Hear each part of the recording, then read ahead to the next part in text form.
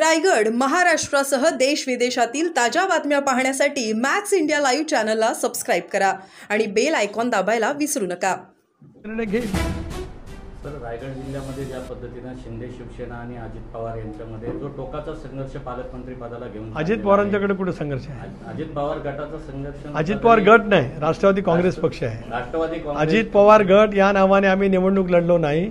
निवडणूक आयोगाने सर्वोच्च न्यायालयाने आम्हाला राष्ट्रवादी काँग्रेस पक्ष म्हणून अधिकृत मान्यता दिले आणि घड्याळच्या चिन्हावरती महायुतीमध्ये आम्ही निवडणूक लढलो आणि निवडून आलो। बाकी पुढे बोला। राष्ट्रवादी आणि शिवसेनामध्ये जो पालकमंत्री पदाचा संघर्ष आहे, स्थानिक स्वराज्य संस्थांमध्ये शेतकरी कामगार पक्षाने जर हात पुढे केला किंवा भविष्यामध्ये आपले एकीकरण दिसेल का त्याच्यामध्ये? जिल्हा परिषदच्या निवडणुकीत आपण सोबत लढू शकता का? मला आज ती शक्यता अजिबात संभवत नाही। शेतकरी कामगार पक्षाच्या कुठल्याही नेत्यांशी माझा गेल्या अनेक वर्ष संवाद सुद्धा नाही। एखादी घटना दुर्दैवी घडली तर त्या संदर्भामध्ये शोक व्यक्त करण्यासाठीचा एखाद मिनिटाचा फोन असेल, याच्या पलीकडे माझं चर्चा नाही, राजकीय बोलणं नाही आणि होईल असं संभवत नाही। सर, आमदार कारण हिंदी सक्तीसाठी सध्या महाराष्ट्रामध्ये राजकारण तापलेलं पाहायला मिळतं। एक असं आहे की त्यांनी तिसरी भाषा हा शब्दप्रयोग त्याच्यामध्ये केलेला आहे। आता तिसरा भाषेचा ऑप्शन ठेवला पाहिजे असं आमच्या सर्वांचं मत त्या ठिकाणी आहे। आपण जर काय पाहिलं तर आज देशात जगात वावरत असताना आपल्याला आपली मातृभाषा मराठी आहे, आपल्याला अभिजित भाषेचा दर्जा मिळाल्याचा अभिमान आहे। त्याच्यासाठी मी लोकसभेत 5 वर्ष मराठीमध्ये भाषण केलं, याचाही मला अभिमान आहे। पण ज्या वेळेला आपण राष्ट्रीय स्तरावरती जातो, ज्या वेळेला आपण आंतरराष्ट्रीय स्तरावरती जातो, त्याला अधिक बोली भाषा तुम्हाला अवगत होणं ही आता काळाची गरज आहे। पण ती पहिलीपासून सक्ती करणं योग्य राहणार नाही। मला असं वाटतं मुख्यमंत्री, दोन्ही उपमुख्यमंत्री, शिक्षण मंत्री या संदर्भातला निर्णय घेतील। कारण उद्याच्या भवितव्याच्या कालावधीमध्ये नव्या पिढीला ज्या आव्हानाला सामोरं जायचं आहे ते शिक्षण आणि त्या भाषा त्यांना अवगत होणं आवश्यक आहे। याचा अर्थ मातृभाषेवरती अन्याय होणं बिलकुल नाही। मातृभाषेचा प्रभाव, गोडवा, त्याच्यातलं सामर्थ्य हे नव्या पिढींनी स्वीकारलं पाहिजे, वाढवलं पाहिजे। कळत नकळत संत वाङ्मयाचा अभ्यास केला पाहिजे।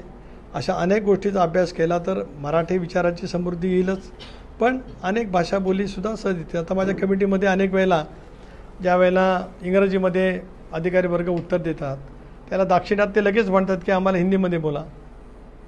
उत्तर प्रदेशचे म्हणतात, कारण दाक्षिणात्यामध्ये हिंदी नाही, ते इंग्रजीमध्ये बोलायला सांगतात।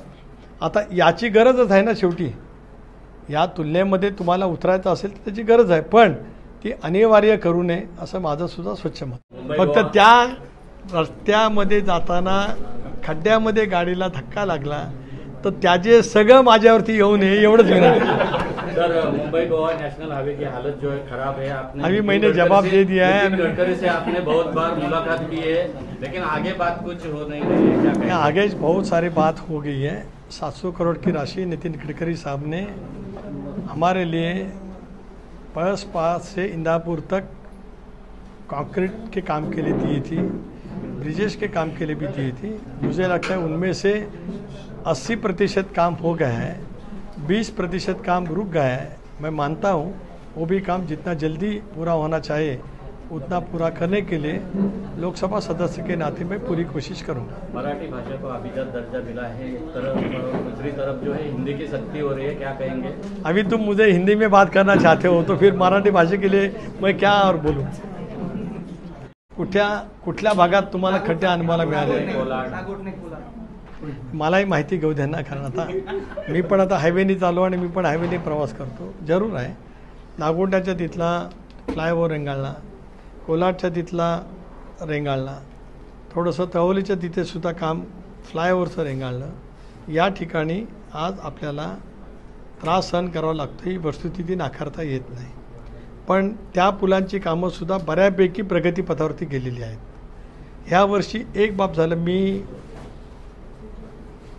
सबब सांगत नाही, पण या वर्षी आपल्याला सर्वांना माहिती आहे की 25 दिवस आधी पाऊस आला, त्याच्यामुळे डांबरीकरणाची, भरावाची सगळी कामं ही दुर्दैवाने आपल्याला 10-15 मेच्या आसपासच बंद करावी लागली। नाहीतर यापैकी काही पूल कदाचित वाहतुकीला सुरू होऊ शकले असते. तरी पण कोकणवासियांना आणि विशेष करून आमच्या पत्रकार मित्रांना त्या रस्त्यावरनं रोज त्या ठिकाणी जाताना त्रास होणार नाही याची जेवढी खबरदारी घेता येईल तेवढी खबरदारी खासदार म्हणून मी घेईन. कॉलनी बनलेली आहे. हर्सुल कॉलनीमध्ये स्थानिकांना प्रवेश जात नाही आहे, त्याच्यामध्ये मोठं आंदोलन होत आहे. आपल्या ह्याच्यात काय आपण करू शकता? थोडा उशीर झाल्यामुळे मी परत ब्रीफ करतो.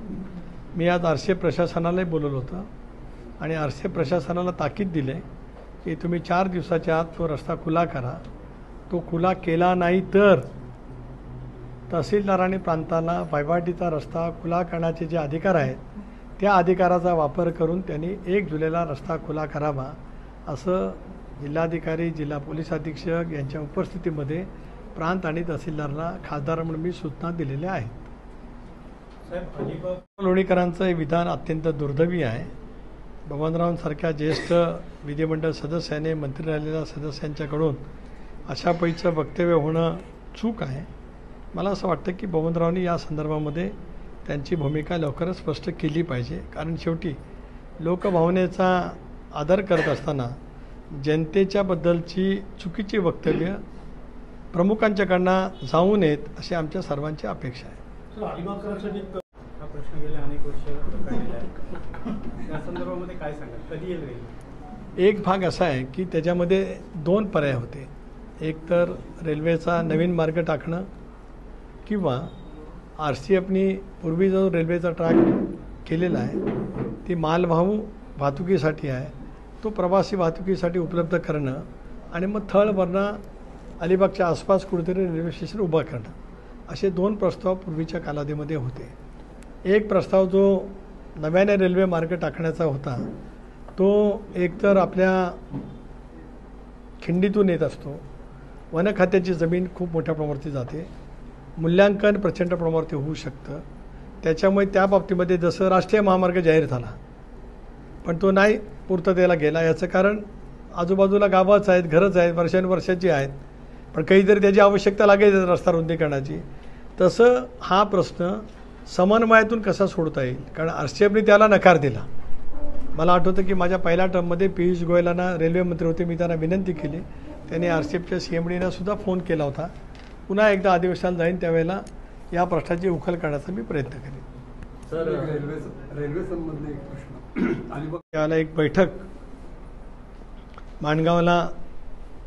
माणगावची वाहतुकीची कोंडी, इंदापूरची वाहतुकीची कोंडी, रखडलेला बायपास या संदर्भामध्ये एक बैठक घेण्याचं दादाने आश्वासित केलं होतं. तर ती बैठक दादानी त्या ठिकाणी घेतली आणि माणगाव शहरातून आणि इंदापूर शहरातून आपल्याला राज्य सरकारच्या निधीतून 15 कोटी रुपयाचा निधी दादाने मंजूर केला. तो प्रस्तावही गेला, त्याची निविदाही निघेल. कारण आता ही बायपासची कामं पूर्ण व्हायला 18 महिन्याचा कालावधी लागणार असल्यामुळे तोपर्यंत माणगावकरांना, इंदापूरकरांना आणि कोकणवासियांना वाहतुकीच्या कोंडीतून रिलीफ मिळावं म्हणून अशा या पर्यायी रस्त्याचा उपयोग त्या ठिकाणी होईल. ते कामसुद्धा ताबडतोब, कारण शेवटी डांबरीकरणाचं काम आहे, पाणी आणि डांबर याचं नातं एकदम वेगळं असतं. त्या पाऊस कमी झाला की ते काम ताबडतोब सुरू होऊन यावर्षी सप्टेंबर-ऑक्टोबरच्या पर्यंत हा बायपासचा पर्यायी रस्ता करण्याच्या दृष्टिकोनातून आम्ही त्या ठिकाणी पावलं उचलणार आहोत. आज या सगळ्या गोष्टीच्या आढाव्याच्या माध्यमातून अनेक योजनांना गती देण्याच्या दृष्टिकोनातून सगळ्या अधिकारी वर्गांना योग्य त्या सूचना त्या ठिकाणी दिल्या आणि त्या माध्यमातून जिल्ह्यामध्ये अधिक विकासाची कामं जलद गतीने होतील असा विश्वास या ठिकाणी वाटतो आहे.